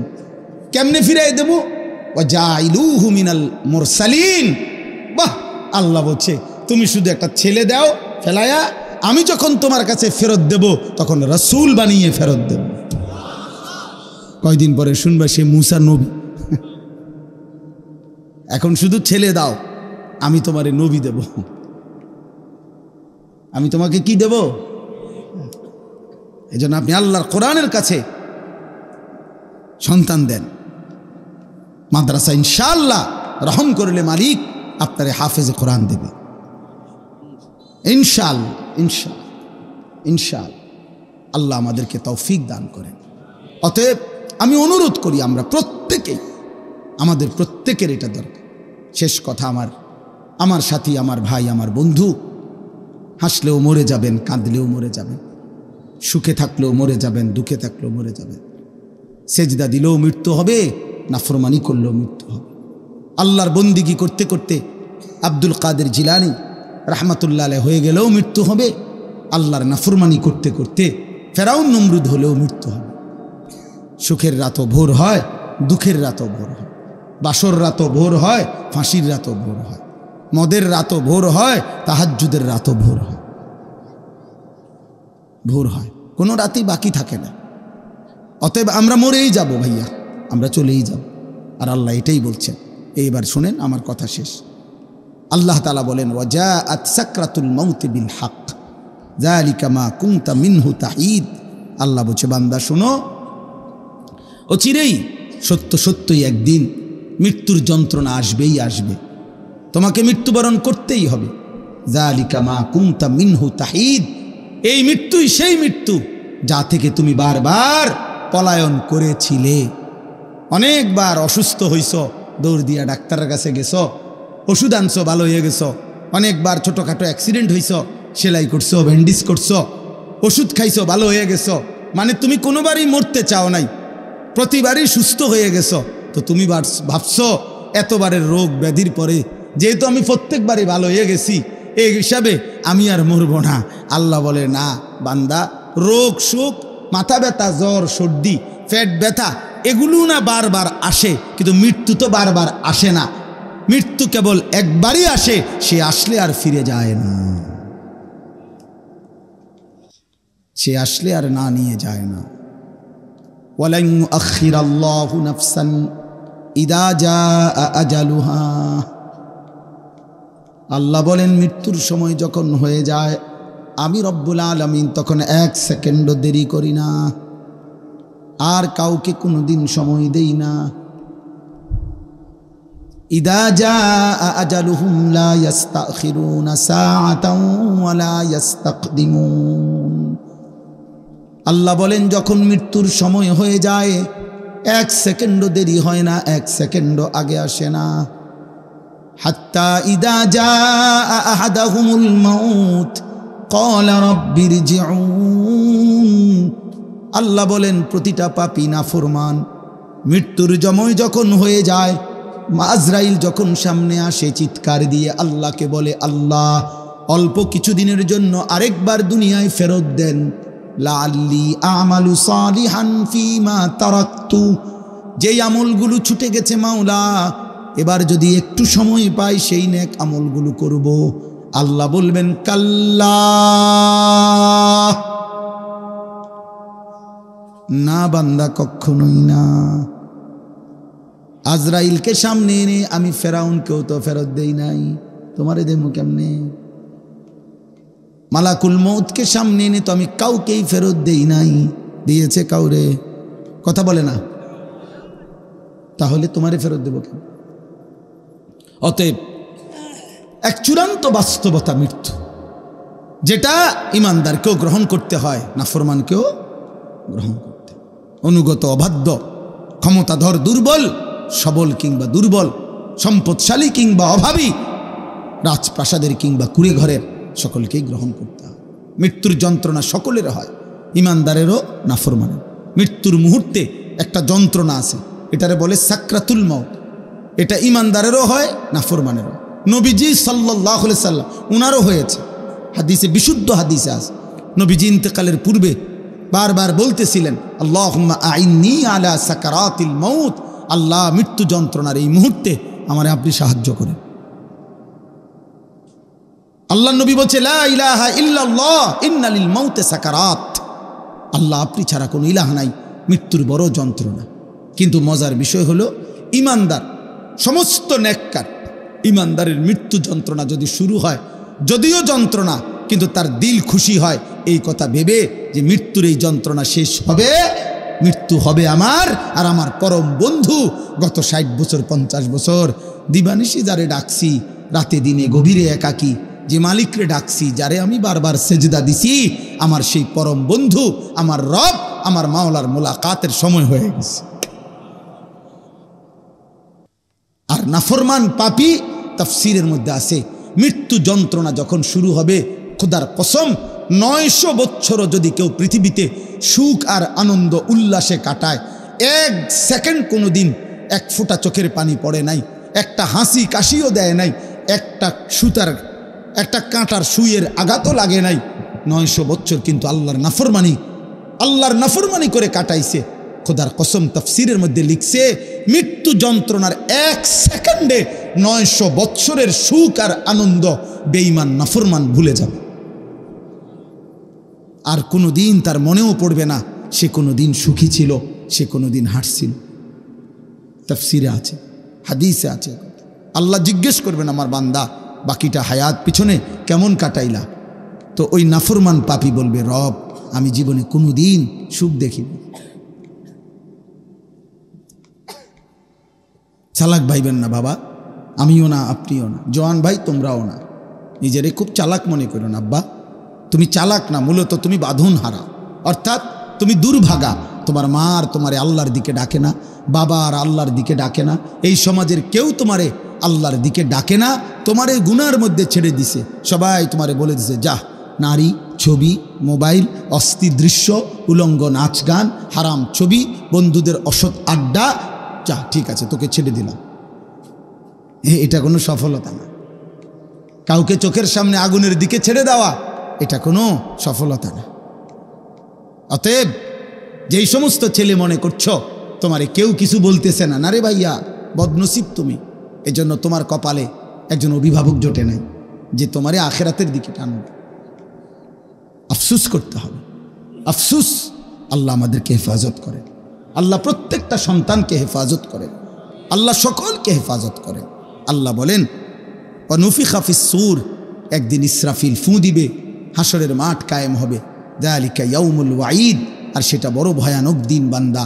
হাসরের ময়দান বড়ই ভয়ানক। এটা ফুটবল খেলার মাঠ না, এটা মামুর বাড়ি, শ্বশুর বাড়ি না, শ্বশুর বাড়ি না। ওয়াজাআত কুল্লু নাফসিম মাআহা সাইকুম ওয়া শাহীদ। জি, আল্লাহ তাআলা বলছেন সেদিন হাসরের মাঠে এই দুই ফেরেশতা তোমার পুরা আমলনামা সাথে নিয়ে, তোমাকে সাথে করে নিয়ে, প্রত্যেকের এই ডানে বামে যে দুই ফেরেশতা থাকে, এই ফেরেশতাই উনি দায়িত্ব নিয়ে আমাকে আপনাকে প্রত্যেকের ফেরেশতা প্রত্যেককে হাসরের দিন আল্লাহর সামনে এনে দাঁড় করাবে যে উনি আমার লোক, মানে আমি ওনার ফাইল রেডি করছি, বাবা আমি আছি। ওয়াজাআত কুল্লু নাফসিম মাআহা সাইকুম ওয়া শাহীদ। এই দুই ফেরেশতা আলাদা আলাদা সবার, এই যার যার ফেরেশতা তাকে নিয়ে হাসরের ময়দানে আনবে, আল্লাহর সামনে ফাইল জমা দিবে। আল্লাহ একজনকে বলবে তুমি সামনে থাকো, আরেক ফেরেশতাকে বলবে তুমি মুখে বলো, পড়ে শোনাও, ওরটা ওরে শোনো, দেখো কোনো বুলটুল আছে কিনা, ওরে জিজ্ঞাসা করো কোনো বেশি কম হয়েছে কিনা। লাকাদ কুনতা ফি গাফলাতিন মিন হাযা, আল্লাহ বলে এই হাসরের দিন থেকেই তুমি গাফেল ছিলা, আজ সেটাই তোমার সামনে আনলো। ফাকাশাফনা আনকা গিতাআকা ফাবাসারুকা আল-ইয়াওমা হাদীদ, তুমি ভেবেছিলে মৃত্যুর মাধ্যমে চোখ বন্ধ হয়ে গেছে, আল্লাহ বলে না, মৃত্যুর মাধ্যমে আমি তোমার চোখ খুলে দিয়েছি, আর এবার চোখের দৃষ্টি শক্তি আগের চাইতে বাড়াইয়া দিছি। অর্থাৎ আগে তুমি দুনিয়ায় থাকতে চোখ দিয়া এখান থেকে আধা কিলোমিটার দূরেও দেখতা না, এখন মৃত্যুর মাধ্যমে কবরে থাইকেই এই চোখের পাওয়ার আমি এমন বাড়ায় দিছি, কবর থেকেই জাহান্নামের আযাব এক নজরেই দেখবা আর যন্ত্রণায় জ্বলতে থাকবে। ফাবাসারুকা আল-ইয়াওমা হাদীদ, এটার অর্থ এটা, চোখের দৃষ্টি শক্তি বাড়িয়ে দিলাম। এজন্য নাফরমান কবর তো এখানে, কিন্তু সে মনে করেন এখান থেকেই তার জাহান্নামের আযাব দেখবে, আযাব দেখবে। আর শুধু যতক্ষণ কিয়ামত হাসরের মাঠ না হবে অতক্ষণ পর্যন্ত আযাবের এই দৃশ্য দেখবে, আর কলিজাটা যন্ত্রণায় জ্বলতে পড়ে ছাই হইতে থাকে। আহা কি দেখলাম, আহা কি দেখলাম, আহা কি দেখলাম, আহা আমার কি হবে, আহা আমার কি হবে। নবীজি বলছে নাফরমান শুধু বলবে ইয়া রাব্বি লা তাকুমিস সাআ, আয় মাওলা কিয়ামত দিয়েন না রে মাওলা, ইসরাফিল যেন ফু না দেয়, আমি কেমনে সইব এমন জাহান্নাম। আল্লাহ আমাকে হেফাজত করেন, আল্লাহ আমাদের সবাইকে হেফাজত করেন। আল্লাহ তাআলা এই আব্দুস সাত্তার দারুস সালাম মাদ্রাসা কবুল করেন। আমাদের প্রিয় ভাই মাওলানা কামাল ভাই, এই মাদ্রাসা আমাদের, আমরা আলহামদুলিল্লাহ আমাদের একটা সংগঠন আছে কুমিল্লা জেলা কওমি মাদ্রাসা সংগঠন, এই সংগঠন বুড়িচং উপজেলার অন্তর্ভুক্ত মাদ্রাসা এটা। আলহামদুলিল্লাহ আমরা নিয়মিত এই মাদ্রাসায় মিটিং করি, বিভিন্ন পরামর্শ করি, দ্বীনি কাজের ফিকির করি। অনেক সময় আমি এখানে আসি, অনেক ওলামায়ে কেরাম আসে, আজকেও আমাদের অনেক শ্রদ্ধেয় ওলামায়ে কেরাম আসছেন। মাদ্রাসার পরিবেশ, মাদ্রাসার ব্যবস্থাপনা, মাদ্রাসার এই সুন্দর ভবন আল্লাহ যেন কবুল করে নেয়। আমি আপনাদের কাছে অনুরোধ করি 2টা মিনিট আমি এখনই দোয়া করে দিচ্ছি। এই দোয়ার পূর্বে আমরা প্রত্যেকে নিজ নিজ ভালোবাসা দিই। আমার শায়েখ আল্লামা মুফতি মুশতাকুন নবী কাসিমি হুজুর সব সময় বলে, আমারে বহুদিন বলছে, মাওলানা যেখানেই ভালো কাজ দেখবেন ওই ভালো কাজের সাথে নিজে কোনো না কোনোভাবে অল্প হোক বেশি হোক আপনার নামটা উঠায় নেবেন, অর্থাৎ আপনাকেও সম্পৃক্ত করে নেবেন, নিজেকে জুড়ায় নেবেন। সেটা মনে করেন আপনি রংপুর গেছেন, ওইখানকার কোনো মসজিদেই আপনি আসার পথে চলার পথে 100টা টাকা দান করছেন, হতে পারে আর কেউ কোনো দিন শুনে নাই, দেখে নাই, চিনে নাই, জানে নাই, কিন্তু খোদার কসম এই 100 টাকার নেকি সদকায়ে জারিয়া উঠতেই থাকবে। হাসরের ময়দানে রংপুরের নেকি আমলনামার দেখা খুশি হয়ে যাবেন, চিটাঙের নেকি দেখে খুশি হয়ে যাবেন, সিলেটের নেকি দেখে খুশি হয়ে যাবেন। এজন্য কোনোখানে নেক কাজে ফিরাই দিতে নাই। এজন্য ইনশাআল্লাহ এখনও সবাই পকেটে হাত দেন, মহব্বত করে ভালোবাসা নিয়ে প্রত্যেকেই এই মাদ্রাসার জন্য কিছু সহযোগিতা করেন। আল্লাহ আপনাদেরকে তৌফিক দান করেন। ছেলেরা ভাই তোমাদের কাছে থাকলেও দাও, 10 টাকা থাকলে 10 টাকা দাও, 100 টাকা থাকলে 100 টাকা দাও। এই নিয়তে দাও ভাইয়া যে আল্লাহ যেন তোমারে নামাজি বানায়, আল্লাহ যেন তোমারে চরিত্রবান বানায়, আল্লাহ যেন তোমারে আল্লাহ চিনায়, আখেরাত যেন চিনতে পারো। আল্লাহ তৌফিক দান করেন, কবুল করেন, আমিন। আল্লাহ তাআলা ওয়াদা দিয়েছেন যে তুমি আমার কথা মনোযোগ দিয়ে শোনো এবং চুপ থাকো, আমি আল্লাহ তোমার উপরে দয়া করব। মানে আমি আল্লাহ তোমাকে আমার কথার অনুপাতে আমল করার তৌফিক দাও। ফাস্তামিউ লাহু ওয়া আনসিতু লাআল্লাকুম তুরহামুন। যে আল্লাহর আদেশ, মনোযোগ দিয়ে শোনো এবং চুপ থাকো। আল্লাহ বলছেন তাহলে অবশ্যই তোমাদের উপরে রহমত বর্ষিত হবে। কোরআনুল কারীমের মধ্যে আছে ওয়ামিনান নাসি মান ইয়াশতারি লাহওয়াল হাদিস লিইউদিল্লা আন সাবিলিল্লাহি বিগাইরি ইলমিন ওয়া ইয়াত্তাখিযাহা হুজওয়া উলাইকা লাহুম আযাবুম মুহিন। আল্লাহ বলছে যে মানুষগুলো আমি আল্লাহর পথ থেকে মানুষকে দূরে সরিয়ে রাখার জন্য, পথ হারা করে দেওয়ার জন্যে আমার কোরআনের বিপরীতে বেহুদা কথা, গল্প, গান, বাদ্য, কিচ্ছা কাহিনী, বানোয়াটি, কৌতুক, হাসি ঠাট্টা, মজাক এরকম পরিবেশের ব্যবস্থাপনা করে, ইন্তজাম করে, প্রতিবন্ধকতা তৈরি করে এবং আল্লাহর দ্বীনকে উপহাসের পাত্র বানায়, উলাইকা লাহুম আযাবুম মুহিন, আমি আল্লাহ তাদের জন্য অত্যন্ত লজ্জাকর, অপমানকর, নিকৃষ্ট আযাব রেখেছি। এজন্য এটা খুব সাংঘাতিক। এই যে আমি সব সময় ভয় পাই এই দোকানদার এগুলার জন্য, আমার খুব ভয় লাগে এটা। এই যে মাহফিলকে সামনে রেখে যে সমস্ত দোকানদাররা দোকানদারি করে, এদের কারণে অনেক ছেলে মুসলমানের সন্তান বাড়ির থেকে বের হয়েছিল, হয়তো মা বাবার কাছে বলেও আসছিল যে ওয়াজে যাইতেছি, কিন্তু এই বদনসিবরা মাঝখানে আটকায় যায়। বুঝেন নাই হিসাবটা? ও তো আর আসতে পারল, পরে এই সামান্য একটা চটপটির দোকান, বুট বাদামের দোকান আটকায় ফেল, ও আর ভিতরে আসতে পারল না, আল্লাহর কথা শোনার সুযোগ পাইল। অথচ এই লোকটা ইচ্ছা করলে অন্য সময়ও বুট বাদাম বেচতে পারত।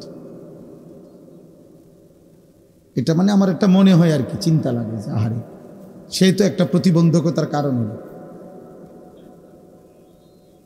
কারণ ওয়াজ মাহফিলের মধ্যে বুট বাদাম বিক্রি করা এটা কোনো সুন্নত না, মুস্তাহাব। মাহফিলের সাথে আল্লাহর কোরআনের কথার সাথে বুট বাদামের কোনো ন্যূনতম সম্পর্কও নাই, চটপটির কোনো সম্পর্কও নাই। এটা তো একটা সারা বছরের বিষয়, যে কোনো সময় যে কোনো কেউ ইচ্ছে করলে বুট বাদাম, চটপটি, পেঁয়াজু, চা তো খাইতেই পারতেছে।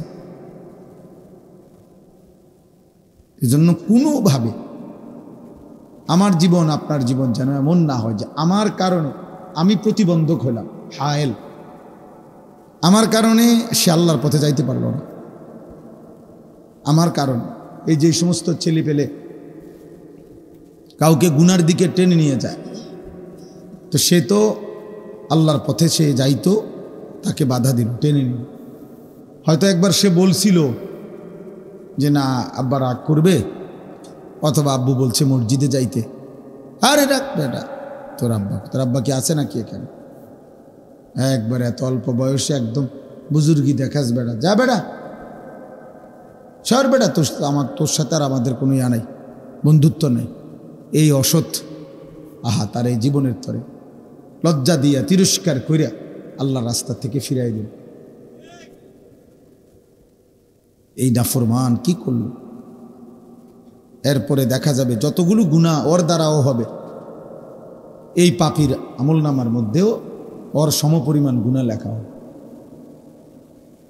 ওমান দাআ ইলা সাইয়্যাতিন দালালাতিন কানা আলাইহি মিনাল ইসমি মিসলু আসামি মান তাবিআহু। নবীজি বলেন, যে কাউকে মন্দ কাজের, গুনাহের কাজের দিকে ডাকলো, অতঃপর তার সেই ডাকে যে কয়জন সাড়া দিল, অংশগ্রহণ করলো, অনুসরণ করলো, ওই অংশগ্রহণকারীরা যতগুলো গুনাহ করবে সমস্ত গুনাহ ওই গুনার দিকে প্রথম যে টেনে নিছে, আহ্বান করছে, তার আমল নামাতেও দেওয়া। তাই এই জন্য বললাম ভাই, এটা খুব জরুরি। এক তো হলো প্রথমেই না আসা, আমি শুনবো না, আমার বেজাল আছে ভাই, ব্যস্ততা আছে, পেরেশানি আছে, কোনো কাজ আছে, ঠিক আছে, নাই শুনলাম আল্লাহর কথা। কিন্তু আমি বললাম, আসলাম, এরপরে মাত্র 10 টাকার 20 টাকার বুট বাদাম চটপটির জন্য মহান আল্লাহ পাকের কথাকে প্রত্যাখ্যান করলাম। মাত্র এইটুকুর জন্য। এই জন্য নওজোয়ান ভাই, কিশোর ভাই, বয়স্ক বাবা, সবার এটা ভাবা উচিত, সবার ভাবা উচিত। জুমার নামাজের বয়ান হয়, উনি তখনও আসে না, একবারে লাস্ট টাইমে যাবে। কি বেশি বেচা কিনা করে লাইছেন? আধা ঘন্টায় কি 10 লাখ টাকা বেচে লাইছেন? আধা ঘন্টায় কি উল্টে ফেলছেন সংসারটা? আধা ঘন্টায় কি একটা সার ডালাই দিয়ে লাইছেন? তাহলে আজানের সাথে সাথে মসজিদে আসলে কি হইত? আল্লাহর কথা শুনতেন, কোরআনের কথা শুনতেন ইমাম সাহেবের? না, চালাক মানুষ, উনি বুদ্ধিমান, উনি একটা 20-এ আসবো, একটা 25-এ। কার কথা প্রত্যাখ্যান করল? আল্লাহর কথা। আল্লাহর কথা কোরআনুল কারীমের মধ্যে আছে, ওমান আযলামু মিম্মান যুক্কিরা বিআয়াতি। আল্লাহ তাআলা বলেন আল্লাহর কথা যে সুম্মা আ'রাযা আনহা, আল্লাহর কথাকে যে মুখ ফিরিয়ে নেয়, বিমুখতা প্রদর্শন করে, আল্লাহ নিজে বলছে ওয়ামান আযলামু, তার চাইতে বড় জালেম আর কেউ হইতে পারে। তুমি আজানকে প্রত্যাখ্যান করছো, আল্লাহর কথা এটা। তুমি কালেমাকে প্রত্যাখ্যান করছো, এটা আল্লাহর কথা। তুমি কোরআনের এক এক শব্দকে প্রত্যাখ্যান করছো, ফেরত দিছ, ছুড়ে দিছ, ফেলে দিছ, এটা আল্লাহর কথা। আল্লাহ বলেন তার চাইতে বড় নিকৃষ্ট জালেম আর কেউ হইতে পারে, আর কেউ না। এই জন্য কেবল চালাক হইলেই হয় না, নিজেকে চালাক ভাবলেই হয় না। কোরআনকে মহব্বত করা, শ্রদ্ধা করা, সম্মান করা, ইজ্জত করা অনেক জরুরি, অনেক জরুরি, অনেক জরুরি। আল্লাহ আমাদের সবাইকে তৌফিক দান করে। আবারও অনুরোধ করছি, এবার যারা বসছেন তারা ডানে বামে তাকায়েন, ওখানে আওয়াজ হোক, চিৎকার হোক, সব গুছানো সম্ভব না। এখানে একবারে সব দোকান বন্ধ করিয়া সবাই নিয়ে রেডি করিয়া এই সব গুছাইতে গেলে এখানে তো চলে যাবে 1 ঘন্টা। কাজেই চেষ্টা করলাম, বললাম, এবার যার গ্রহণ করার সে গ্রহণ করলো, যার প্রত্যাখ্যান করার প্রত্যাখ্যান করলো, অসুবিধা নেই। কারো জন্যই দিন আটকায় না, ইসলাম আটকায় না।